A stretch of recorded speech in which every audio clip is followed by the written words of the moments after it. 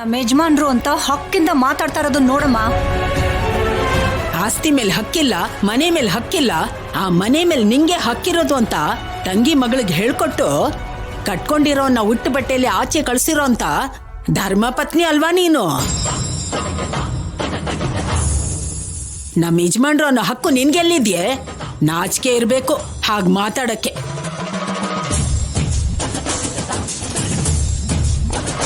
ನೀನು ನಿನ್ ತಂಗಿ ಮಗಳು 3 ಜನ ಒಂದೇ ಅಲ್ವೇನೆ?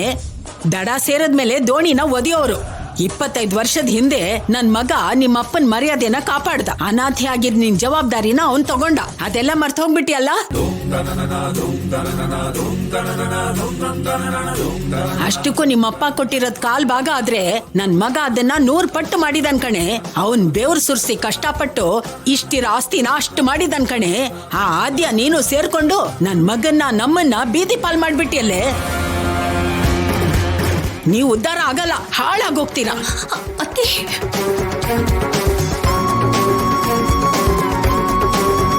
ಅವರ ಮನೆ ಬಿಟ್ಟು ಇಲ್ಲಿಗೆ ಬಂದ ಮೇಲೆ ಎಲ್ರಿಗಿಂತ ಹೆಚ್ಚು ನೋವನ್ನ ನಾನು ಅನುಭವಿಸ್ತಿದ್ದೀನಿ ಅತ್ತೆ. ಅವ್ರ ಪಾದದಲ್ಲಿ ನನಗೊಂದು ಸ್ಥಾನ ಬೇಕು ಅನ್ನೋದು ಬಿಟ್ರೆ ನನಗೆ ಈ ಆಸ್ತಿ ಅಂತಸ್ತು ಇದ್ಯಾವುದು ಬೇಡ ಅತ್ತೆ.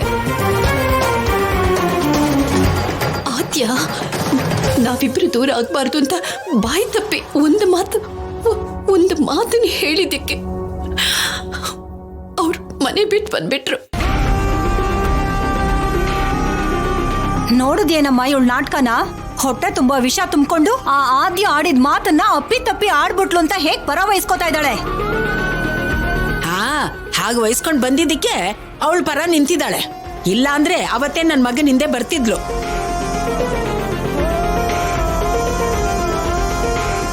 ಹಾಗ್ ಬಂದಿದ್ರೆ ಹೀಗೆ ಇಲ್ಲಿಗ್ ಬಂದ್ ಯಾಕೆ ಕಣ್ಣೀರ್ ಹಾಕ್ತಿದ್ಲು? ಮಹಾರಾಣಿ ತರ ಇರೋದು ಅಭ್ಯಾಸ ಆಗ್ಬಿಟ್ಟಿದ್ಯಲ್ಲ. ಇವಾಗ ಆ ಮನೆಯಲ್ಲಿ ಗಂಡ ಇಲ್ಲ, ಅತ್ತೆ ಇಲ್ಲ, ನಾದ್ನಿ ಇಲ್ಲ, ಬಾವ ಇಲ್ಲ, ಬಾಮ ಇಲ್ಲ, ಯಾರೂ ಇಲ್ಲ. ಇವಳು ಆಡಿದ್ದೆ ಆಟ. ಹೇಳೋರು ಕೇಳೋರು ಯಾರೂ ಇಲ್ಲ. ಹೌದು, ಇವರಿಂದ ನಾವು ಕಾಲಕ್ಕೆ ಕಷ್ಟ ಅನುಭವಿಸ್ಬೇಕಾಗ್ ಬಂತು. ಆದ್ರೂ ಇವಾಗ ಯಾಕೆ ಬಂದ್ರಿ ಅಕ್ಕ? ನಾವ್ ಯಾವ ತರ ಬದುಕ್ ನಡೆಸ್ತಾ ಇದೀವಿ ಅಂತ ನೋಡ್ ನಗೋದಕ್ಕ? ಹಾಗೆಲ್ಲ ಮಾತಾಡ್ಬೇಡ ಪಾರ್ವತಿ. ನಾನು ಆ ಉದ್ದೇಶದಿಂದ ಇಲ್ಲಿಗೆ ಬರಲಿಲ್ಲ. ರಾಜಿ ಅವರತ್ತೆ ಮನೇಲಿ ಒಂದು ವ್ರತ ಆಚರಣೆ ಮಾಡ್ತಿದ್ದಾಳೆ. ಆ ವ್ರತಕ್ಕೆ ಇವರನ್ನ ಕರ್ಕೊಂಡು ಹೋಗೋಣ ಅಂತ ಬಂದಿದ್ದು.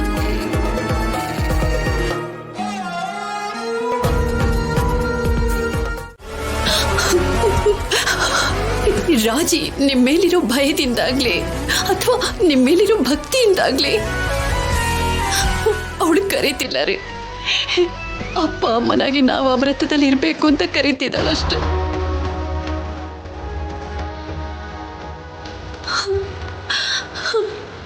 ಅವನ ಆಸೆನ ನಾವೇ ಅರ್ಥ ಮಾಡ್ಕೋಬೇಕಲ್ವಾ?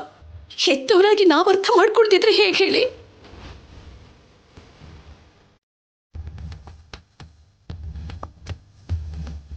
ನಮ್ಮಿಬ್ಬರ ಮಧ್ಯೆ ಏನೇ ವೈಮನಸ್ಸಿ ಇದ್ರೂ ಕೂಡ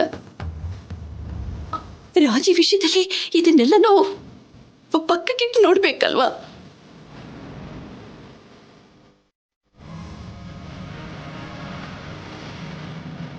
ಮದುವೆಗೆ ಮುಂಚೆ ಅಪ್ಪ ಅಮ್ಮ ಹೇಗಿದ್ರು ಕೂಡ, ಅವರಿಬ್ಬರ ಮಧ್ಯೆ ಏನೇ ನಡೀತಿದ್ರು ಕೂಡ ಮಕ್ಕಳು ಅದನ್ನ ಅರ್ಥ ಮಾಡ್ಕೊಳ್ತಾರ್ರಿ. ಆದರೆ ಮದುವೆ ಆದಮೇಲೆ ಅವಳ ಗಂಡನ ಮನೆಗೆ ಹೋದ್ಮೇಲೆ ನಾವೇ ಅಲ್ವೇನ್ರಿ ಅವಳ ಪರಿಸ್ಥಿತಿನ ಅರ್ಥ ಮಾಡ್ಕೋಬೇಕು.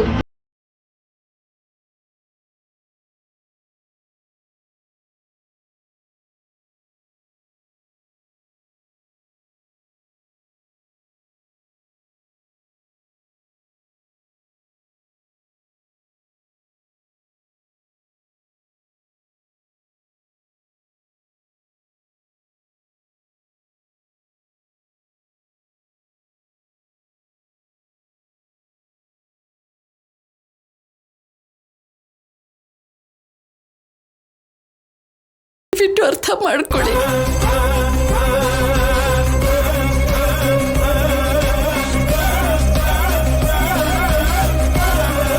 ಅಣ್ಣ ಇವಳು ಹಾಕೋ ಮೊಸಳೆ ಕಣ್ಣೀರಿಗೆ ಕರಗ್ಬೇಡ ನೀನು.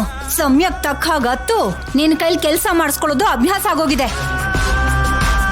ಅಯ್ಯೋ, ಅದು ಹಾಗಲ್ಲ ಪದ್ಮ. ಅದು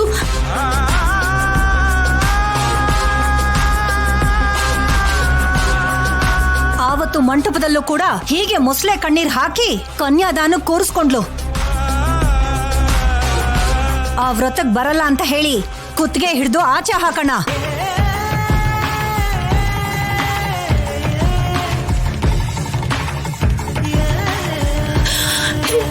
ನಿಮ್ಮದಮ್ಮಯ್ಯ ಒಂದೇ ಒಂದು ಸಲ ರೀ.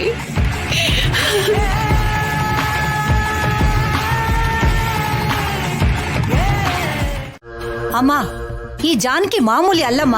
ನನಗೆ ಹೆಂಡತಿ ಇಲ್ಲ ಬರಲ್ಲ ಅಂತ ಹೇಳಿದ ಅಣ್ಣನ್ ಬಾಯಲ್ಲೇ ವ್ರತಕ್ ಬರ್ತೀನಿ ಅಂತ ಹೇಗ್ ಹೇಳ್ಸದ್ಲು ನೋಡಿದ್ಯಾ? ಅಮಾಯಕಳ ತರ ಕಾಣ್ತಾಳಷ್ಟೇ ಅಮ್ಮ ಅವಳು. ಅವಳು ಮಾತಲ್ಲಿ ಅವಳ ನಟನೆನಲ್ಲಿ ಅಣ್ಣನ ಹೇಗ್ ಚಿಟ್ಕೆ ಹೊಡಿಯೋದ್ರಲ್ಲಿ ಒಪ್ಪಿಸ್ಬಿಟ್ಲು ನೋಡಿದ್ಯಾ? ನನ್ಗಿವಾಗ ಅರ್ಥ ಆಗ್ತಿದೆ ಅಮ್ಮ. ಅವಳು ನಿಧಾನಕ್ಕೆ ಅಣ್ಣನ್ನ ತನ್ನ ಪರ ಮಾಡ್ಕೊಳ್ಳೋ ಅಂತ ನಾಟಕ ಶುರು ಮಾಡಿದಾಳೆ. ಏನ್ ಮಾತಾಡ್ತಿದ್ಯೆ? ನಡೀತಾ ಇರೋದೇ ಹೇಳ್ತಾ ಇದೀನಮ್ಮ. ತಂಗಿ ಮಗಳನ್ನ ಅಡ್ಡ ಇಟ್ಕೊಂಡು ಆಸ್ತಿ ಪಡ್ಕೊಂಡ್ಲು. ಈಗ ಸ್ವಂತ ಮಗಳನ್ನ ಅಡ್ಡ ಇಟ್ಕೊಂಡು ನಿಧಾನಕ್ಕೆ ಗಂಡನ್ನ ತನ್ನ ಪರ ಮಾಡ್ಕೊಂಡು ಮತ್ತೆ ಆ ಮನೆ ಕಡೆ ಕರ್ಕೊಂಡು ಹೋಗ್ತಾಳೆ.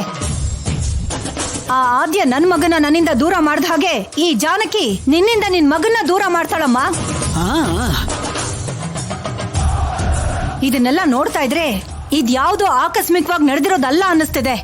ಆ ಆದ್ಯ ಜಾನಕಿ ಸೇರ್ಕೊಂಡು ತುಂಬಾ ದಿನದಿಂದ ಈ ಚಕ್ರವ್ಯೂಹನ ರಚಿಸಿರೋ ಹಾಗೆ ಕಾಣಿಸುತ್ತೆ. ಚಕ್ರವ್ಯೂಹ ರಚಿಸೋದು ಅಂದ್ರೆ ಏನತ್ಗೆ? ಮತ್ತಿನ್ನೇನೆ, ಆ ಆದ್ಯನಿಗೆ ನನ್ನ ಮಗ ಮಾತ್ರ ಬೇಕು. ನಾನು ನನ್ನ ಗಂಡ ಬೇಕಾಗಿಲ್ಲ. ನಾವು ಭಾರ. ಈ ಜಾನಕಿಗೆ ನಮ್ಮಣ್ಣ ಒಬ್ನೇ ಬೇಕು. ಅಮ್ಮ, ನನ್ನ ತಮ್ಮ, ನೀನು ಬಿಟ್ಟು ಯಾರು ಬೇಕಾಗಿಲ್ಲ. ನೀವೆಲ್ಲ ಭಾರ.